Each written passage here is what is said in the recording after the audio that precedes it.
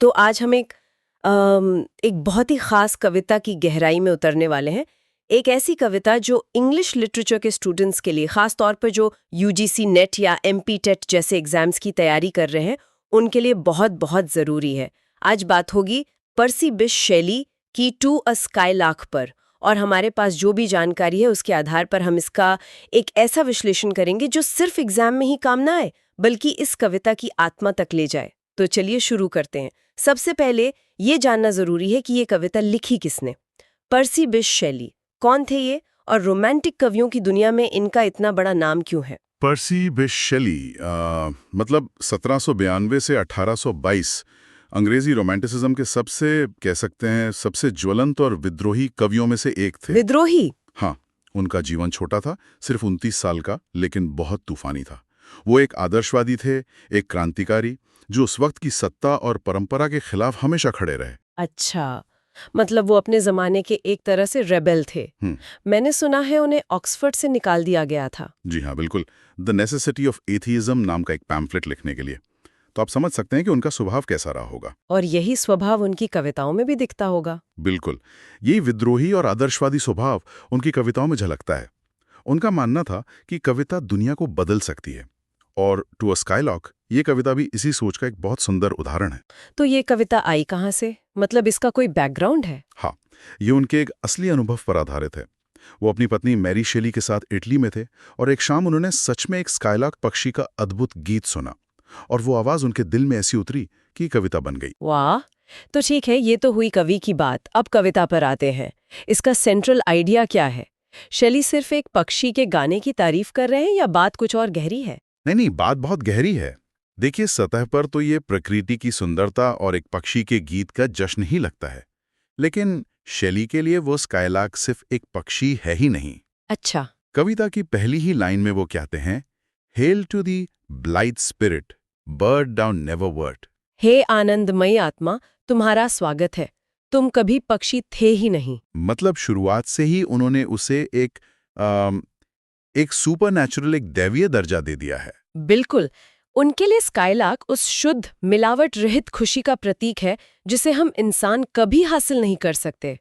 वो एक blithe spirit है। ब्लाइथ स्पिरिट यानी एक ऐसी आत्मा जो बस खुश है, बिना किसी वजह के। हाँ, और यहीं पर कविता का असल दर्शन शुरू होता है। इंसान और प्रकृति की खुशी के बीच का फर्क। ये कमाल की बात है, क्योंकि हम इंसान तो अपनी खुशी को भी एनालाइज करते हैं, उसे डाइसेक्ट करते हैं, जबकि वो पक्षी बस खुश है। सही कहा। शैली यही कहते हैं कि हमारी खुशी हमेशा दुख से जुड़ी होती है। हम या तो अतीत को याद करके दुखी होते हैं, या फिर भविष्य की चिंता करते हैं। लेकिन स्काईलार्क का संगीत इन सबसे परे है। वो अनप्रीमेडिटेटेड आर्ट है। अनप्रीमेडिटेटेड आर्ट, सहज कला। ये रोमांटिक कवियों का एक बहुत बड़ा आदर्श था, है ना? बिल्कुल था। उनका मानना था कि असली कला दिमाग से नहीं, दिल से निकलती है, बिना किसी प्लानिंग के, जैसे कोई झरना बहता है। तो स्काईलार्क का गीत उनके लिए परफेक्ट था, क्योंकि वो किसी रियाज का नतीजा नहीं, बल्कि शुद्ध आनंद का एक स्पॉन्टेनियस एक्सप्रेशन था। एग्जैक्टली। और कविता में शैली इसी परफेक्ट खुशी को पकड़ने की कोशिश करते हैं। वो कैसे? मतलब कविता आगे कैसे बढ़ती है? तो कविता की शुरुआत में शैली स्काईलार्क को लगभग भगवान का दर्जा दे देते हैं। वो पक्षी ऊपर और ऊपर आग के बादल या क्लाउड ऑफ फायर की तरह उड़ता जाता है, जब तक वो आंखों से ओझल नहीं हो जाता। हाँ, लेकिन उसका संगीत तब भी सुनाई देता रहता है, ठीक वैसे ही जैसे दिन के उजाले में तारे दिखते नहीं, पर होते जरूर हैं। एक अदृश्य आवाज जो हर जगह मौजूद है। बहुत खूबसूरत है, मैं ये तो है ना। इसके बाद शैली उसे दुनिया की सबसे खूबसूरत चीजों से कंपेयर करने की कोशिश करते हैं। हाँ, मैंने पढ़ा है, वो कई सिमिलीज यूज करते हैं।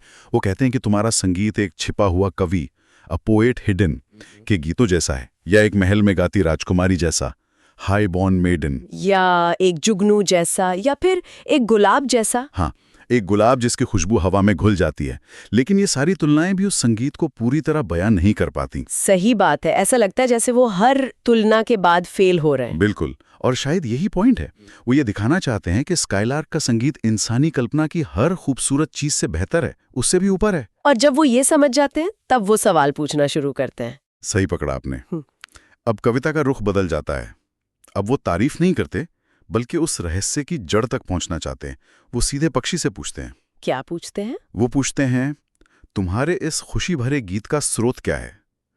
What objects are the fountains of thy happy strain? क्या ये खेत है, लहरें हैं या पहाड़? क्या तुम प्यार के दर्द को जानते हो? क्या तुम मौत के बारे में कुछ ऐसा जानते हो जो हम इंसानों को नहीं पता? उन्हें लगता है कि इस पक्षी के पास जरूर कोई गहरा सच्चा ज्ञान है। वरना इतनी शुद्धता इसके संगीत में कैसे आ सकती थी? हाँ, और यहीं से वो कविता के सबसे गहरे, सबसे दार्शनिक हिस्से पर आते हैं, जहां वो इंसान और प्रकृति की सीधी तुलना करते हैं। बिल्कुल। स्टैंजा 18 और 19 जो इस कविता का दिल है। हाँ, जहां शैली वो लाइन लिखते हैं जो अमर होगी, we look before and after and pine for what is not. हम आगे और पीछे देखते हैं और जो नहीं है उसके लिए तरसते हैं। ये लाइन तो इंसान होने की पूरी ट्रेजेडी को एक वाक्य में समेट देती है। और सिर्फ इतना ही नहीं, वो आगे कहते हैं, और sincerest laughter with some pain is fraught. हमारी सबसे सच्ची हंसी में भी कोई ना कोई दर्द छुपा होता है। और फिर वो चूरण बात कहते हैं, our sweetest songs are those that tell of saddest thought. हमारे सबसे मधुर गीत वे हैं जो सबसे दुखद विचारों के बारे में बताते हैं। ये तो कमाल का विरोधाभास है ना? कि इंसान की सबसे बड़ी ट्रेजेडी और सबसे बड़ी ताकत एक ही है, हमारी चेतना। हम अतीत और भविष्य में जीते हैं, इसीलिए कभी पूरी तरह खुश नहीं हो सकते। लेकिन इसी दुख से हमारी सबसे महान कला पैदा होती है। बिल्कुल। स्काईलार्क के पास ये बोझ नहीं है, इसलिए उसका आनंद शुद्ध है। और इसी एहसास के साथ कविता अपने अंत की ओर बढ़ती है। तो अंत में शैली क्या कहते हैं? क्या वो निराश हो जाते हैं? नहीं, निराश नहीं होते। वो स्काईलार्क से एक निवेदन करते हैं, एक प्रार्थना। वो क्या निवेदन करते हैं?